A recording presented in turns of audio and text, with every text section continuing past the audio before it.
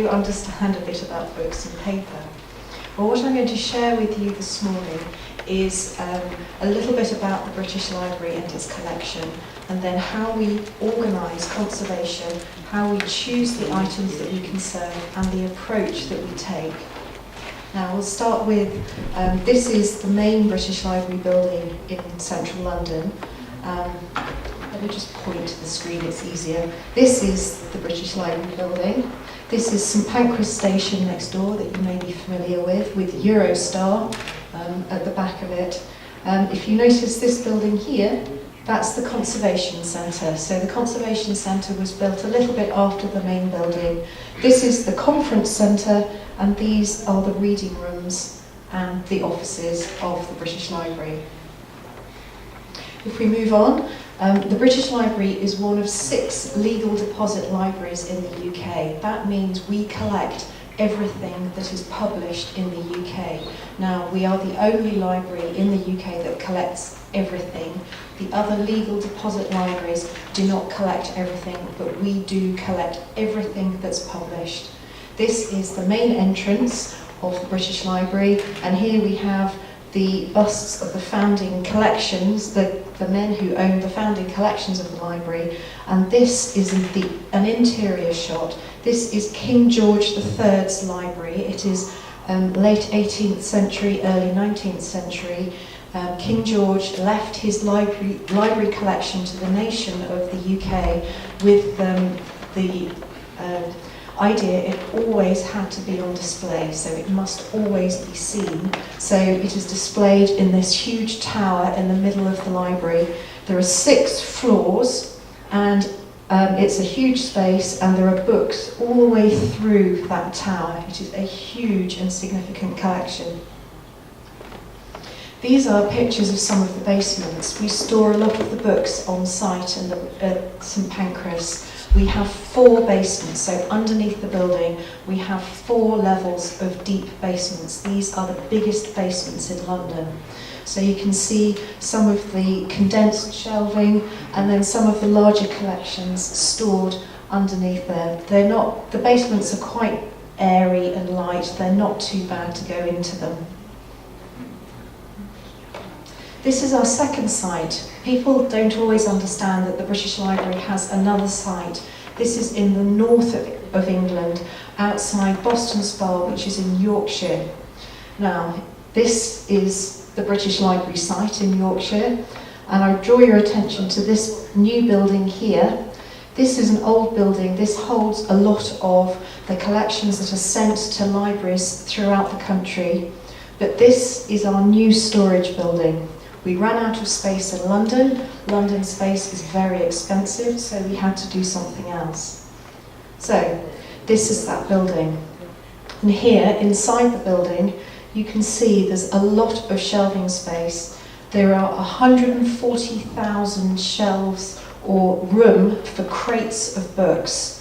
So, it's a low oxygen storage, which means we have 13 degrees centigrade temperature and low oxygen in there. The low oxygen is not for preservation, it's to prevent fire.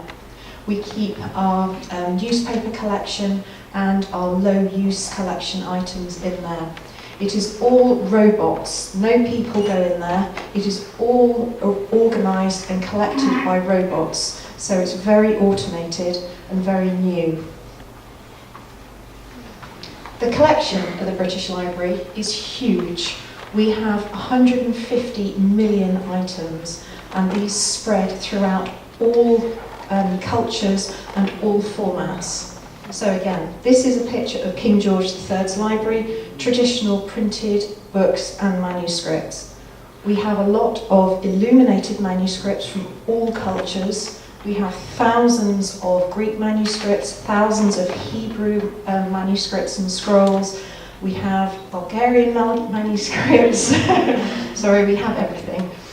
We also have a lot of archives, literary archives, authors' archives. This is some of the newspaper collection. Not surprisingly, it's in very bad condition. Newspaper degrades very quickly. Ours has done as well. It's a big problem. What might surprise you is these two pictures. These are plastics, children's books and plastic toys. Now, we collect everything that is published in the UK. That includes magazines, journals that have plastic toys attached to them. So we have a huge collection of plastics, textiles, lots of different materials, and people don't realise. They always think that we have, yes, lots of books and manuscripts, but we have a lot of plastics and modern materials. This is our sound archive. These are records, vinyl records, and again we have the largest archive of sound in the UK, and we have thousands, if not millions, of sound recordings as part of our collection. So it is huge and it is varied. We have, these are a few statistics for you, 625 kilometres of shelves. We grow by 12 kilometres a year still. We collect that much information.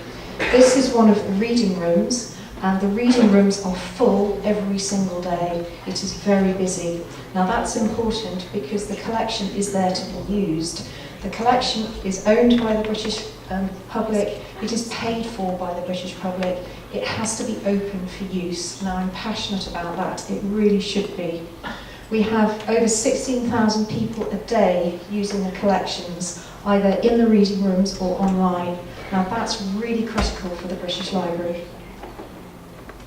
We don't just have physical objects, we also have a digital collection. Again, a few statistics. At the moment, we think we have 356 terabytes of digital information. Now, I think that 1 terabyte is 1 million gigabytes. I think. Somebody might know better than me. But we're growing at 50 to 80 terabytes per year. And we now do what we call a UK domain crawl, which means we collect every single website in the UK domain once or twice a year. We expect to grow by 30 terabytes per domain crawl. Now, it's really important that we start collecting this information because that is where the new information is, where the new publishing is, so we must start collecting it. Now, obviously we need a lot of computer software storage. It's a big problem. We are constantly growing this. We are constantly worrying about how we're going to store all of this digital information and how we're going to preserve the digital information. Fortunately, I only have to worry about the physical stuff, not the digital stuff. That's somebody else's problem. Okay, so what are the library's priorities? We are a very big institution. We have 5 strategic priorities. We will preserve the collection. We will guarantee future access for the next generations. That's really important. That actually enables conservation to happen. We allow access to readers. As I've said, it's very important that people can access the collection. We support research, we interpret our collections, we allow people to use them so we can grow knowledge. And we enrich the culture for the nation, we put on exhibitions, and then the whole of that enables the UK and the world's knowledge to grow. Our moniker is the world's knowledge. It's a little bit arrogant, but our collection is so big that we actually represent all cultures in the world. And to conservation. This is the exterior of our conservation centre. This is the exhibition area of our conservation centre, and here's Isabel, she's one of the conservators. Now, the exhibition area is important because we work behind locked doors. If people didn't come in and see that there was a conservation centre, they wouldn't know we exist, so we must tell people about conservation. So people can come in here and learn about what conservation is, why we do it, what deterioration is of books, and so on and so forth. These are 2 shots of the conservation studios. This is the main studio where all of the conservators work, and this is our gold finishing studio. We still have some of the last gold finishing experts. This is Rick, he is a particularly good gold finisher, which was very fortunate for us. We have 36 conservators at the moment. We used to have a lot more. We used to have 70 conservators, but budget cuts mean we now have 36. We focus on, inevitably, books, paper, photographic materials, parchment, plastics, as I've said, philatelic or stamp collection as well. We do a lot with works of art on paper. So we don't specialise particularly, we treat everything in the collection. Everything needs preserving, which means we treat everything. We don't just work on manuscripts, we work on absolutely everything. Now, this is to try and explain how we organise our lives. So, I work out, I have 36 conservators, I'm one conservator, I work out can produce 1,300 hours of conservation work per year, which means I work out the overall capacity. So 100% of our time at the moment equals 31,000 hours. I then say the general collection items, so items that go into the reading rooms that are used, we will spend 66% of our time working on general collection items. So these are items that have become damaged or are just deteriorating. These can be manuscript, books, photographs, works of art on paper, and that equals about 20,000 hours per year. We then do running repairs, which is 10% of our time. Running repairs are quick repairs, so they are short conservation projects, no more than 10 hours. This means that they are books that get used by readers. They might have a page torn, or they might have a board missing, and those can come into the studio, be treated within 10 hours, and then get back out onto the shelves. Exhibitions and loans, so internal exhibitions that we put on in our gallery, and also loans to other institutions, that takes up 7% of our time, which is about 2,000 hours a year. We then do project work, and I will show you some of the projects that we do. These are special, longer, high-profile projects that we work on. Then digital preparation. We do a lot of digitisation. I've only put 1% there because most of that comes out of the general collection items. So a lot of general collection items also get digitised. So this is just things that are additional to the general collection items. We then spend a lot of time training, making sure everybody is up to date with their knowledge. And then finally, we do public programs or tours to tell people about our work. Here you can just see this is Mara Luth. She's one of our one of our book conservators. This is a book conservator working on a textile binding, and this is Patricia. She's working on a Chinese watercolour. And so we work on a range of general items. To give you a little bit more of an idea about running repairs, we use mobile trolleys. Running repairs are very quick, which means bringing the book to the studio takes a long time. So we take the conservator to the book, and they go with a trolley of equipment, and we save about an hour every time because it takes so long to get a book from the basement through security to the studio. It's quicker to take the conservator down to the basement or the storage area. So this is Anne, she's working on some printed books there. This is quite typical of the things we do with minor repairs. So it's just a bit of the spine, but it's the shelf part that's come off the spine, so that will get stuck back on. It's very quick, but it's quite critical. Here again we can see a page that has become loose. This is the kind of thing we will do under running repairs. For project work, we do some very high-profile projects. The British Library collection has huge numbers of very high-profile items. This is actually the Magna Carta from 1215, and is one of the 4 remaining copies of the Magna Carta from the 13th century.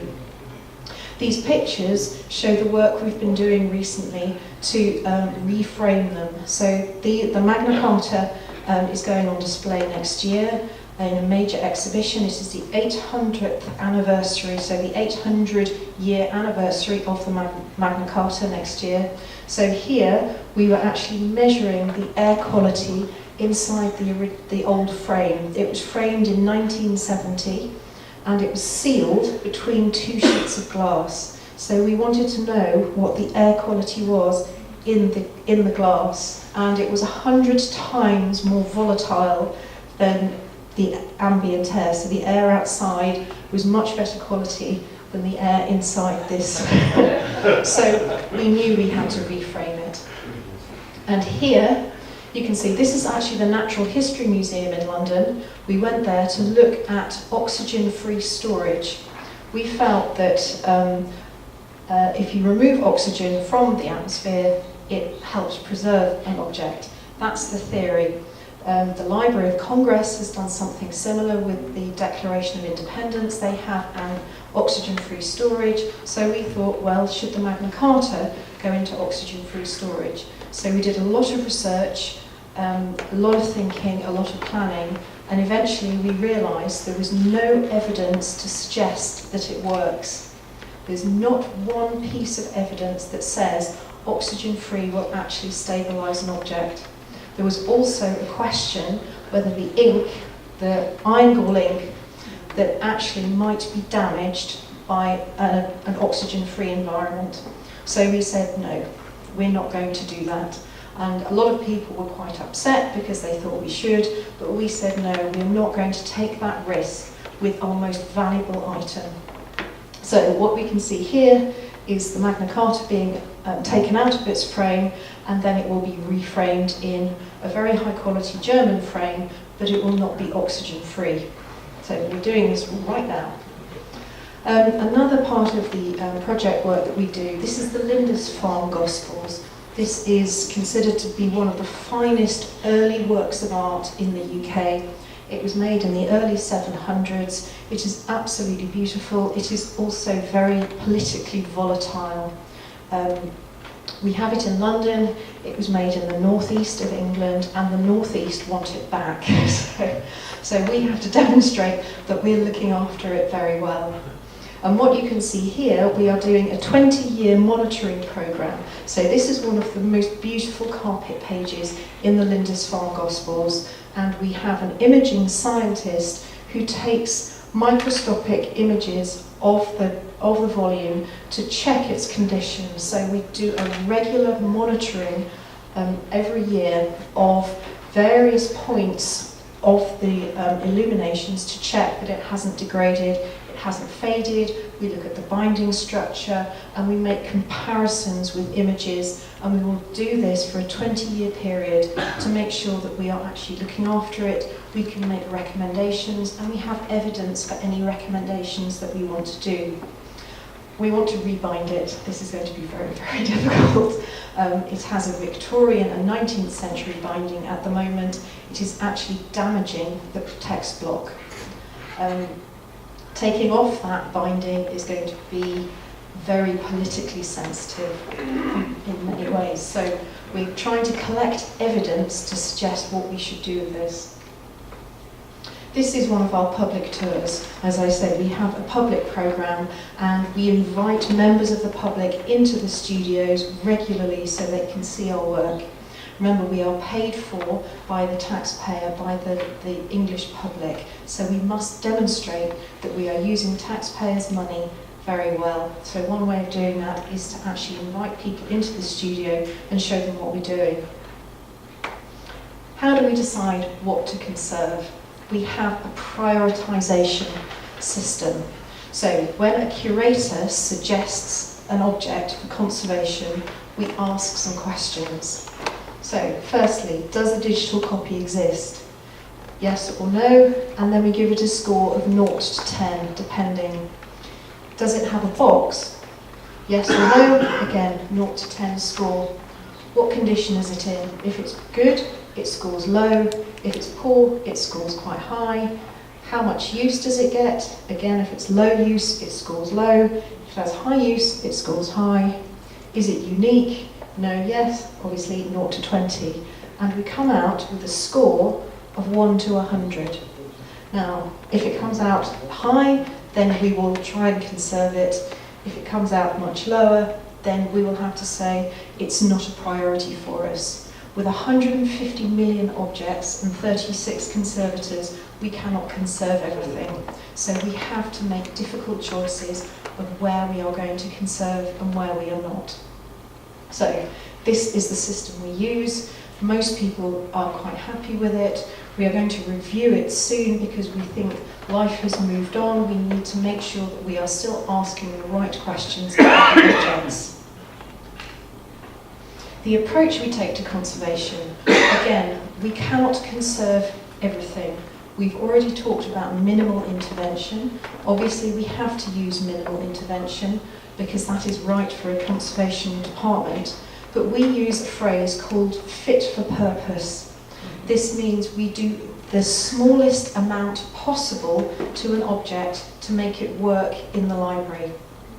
So the way we divide this is vulnerable damage, or very sort of drastic damage, and then quite stable damage. So on this piece of newspaper here, you can see this tear.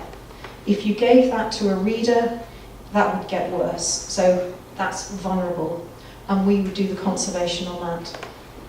Here, on this leaflet, there is damage, but if you gave it to a reader, it would be fine, it would be safe, it wouldn't get more damaged. So we argue you would clean this, but you do not need to actually replace that corner, because we do not have enough time to replace the corner on every single object in the library. So we would say, that needs conservation, this just needs some cleaning. And we try to do the least possible, so the smallest amount of work, otherwise we cannot treat as many items as we need to. Equally, here, a few years ago when we had more conservators, we would have conserved every single item in this pile. We would have replaced every edge, we would have repaired every single tear. Now, we would just look at the most damaged and take out, say, the 2 or 3 that are most damaged, conserve those, and say the rest are fine, put them in a box. For this item here, it depends on the role or the purpose it has in the library. If this were just for storage and it wasn't going to be looked at, we would just leave that. I know it's got a missing area, but it's stable, we would store it, we wouldn't conserve it. If this were going to be displayed, we would then conserve it, because then we would need to make it look aesthetically or cosmetically good. So it very much depends on the purpose of the object in the library.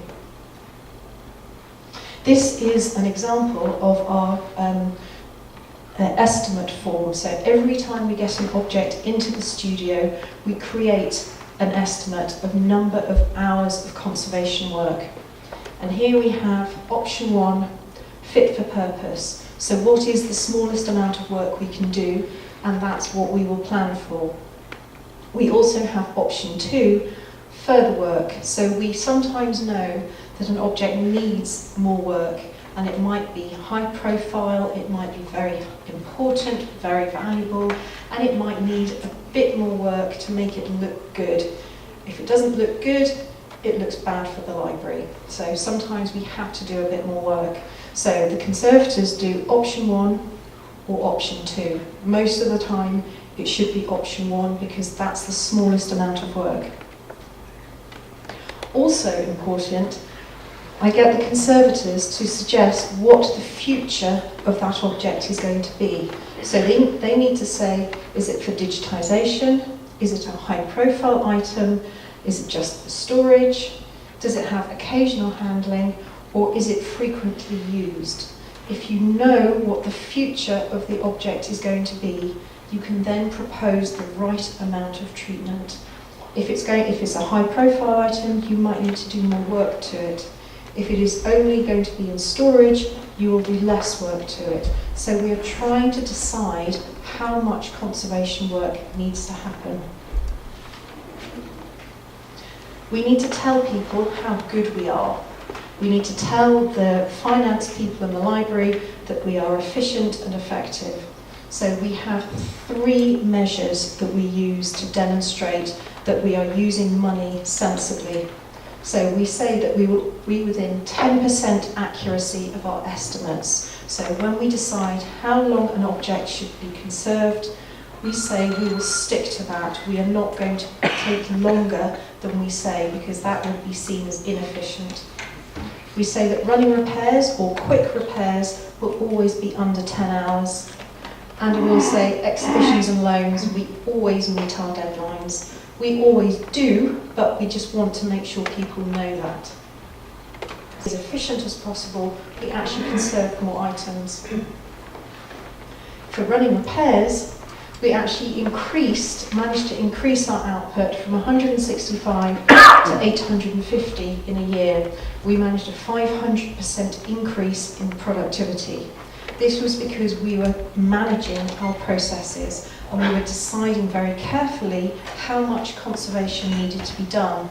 So we managed a 6 hours average time, and now we are managing to maintain a very high number of running repairs. Now this is important for the library because running repairs are the books that get used by readers and researchers. So that is really important.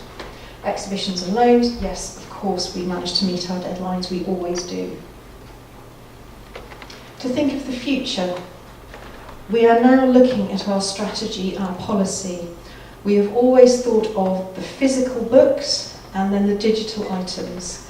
We are now thinking of it as one whole thing. So we talk of the collection rather than the physical collection and the digital collection. So it is the collection in its whole, all formats. And now we're writing a policy that will underpin or be relevant to all of the collection items, whether they are physical or digital. That's quite important because then the library understands that all of its collection must be saved and preserved. We are also looking at what a conservator does in the library. Before, all of the conservators worked on objects at the bench in the studio. Now we expect them to do preventive conservation as well. So we expect our conservators to do more. So they will work on more projects. They will work doing condition assessments, looking at dust levels, insects, things like that. So we are expecting our conservators to be more than a bench conservator. That's quite an important change. And then finally, we are looking at the skills we need in conservation. We have always had book and paper conservators. I am now looking for a metals and a ceramic conservator because we have a lot of metals in the collection, but no expertise. We're also doing textile conservation. I am just employing a textile conservator. We have got funding from the cloth workers, which was mentioned in the previous talk. The cloth workers are very supportive of conservation, and I am now employing a textile conservator to look after. This is a banner from the India collection, and this is a prayer book that was handwritten by Queen Elizabeth I in the 16th century. So we have thousands of textiles in the collection. So we are looking to go beyond book and paper. We are looking at all of the skills we need in conservation to preserve all of the collection.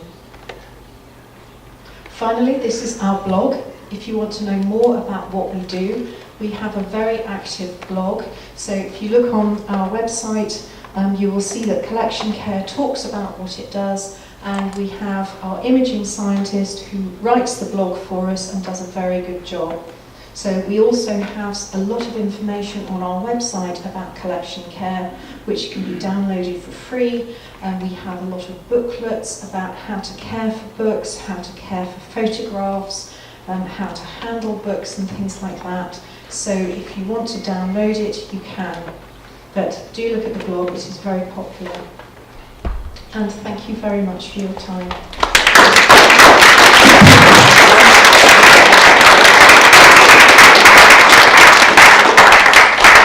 Thank you, Cordelia. Now we have seen some management aspects of restoration activities, which was quite useful to see how you organize such a big process, preservation, conservation. If you have questions, comments, yes.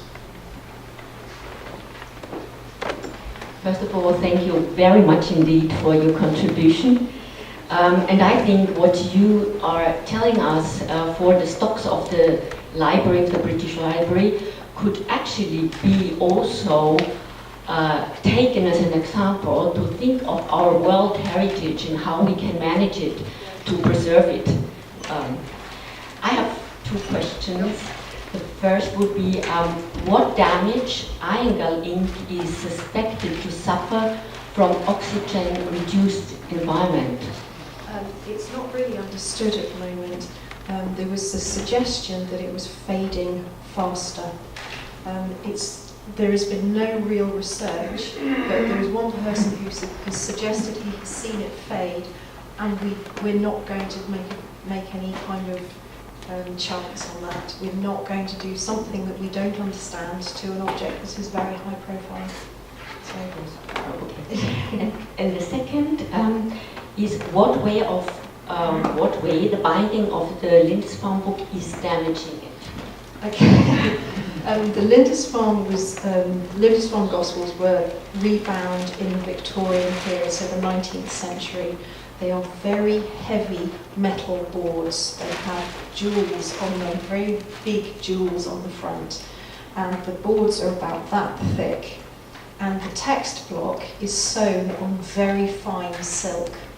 So every time you open it, the silk loosens and it's beginning to cut through some of the parchment, and it's too heavy, you can't handle it, it doesn't open properly. So it looks awful. I'm not meant to say that. Okay, thank you.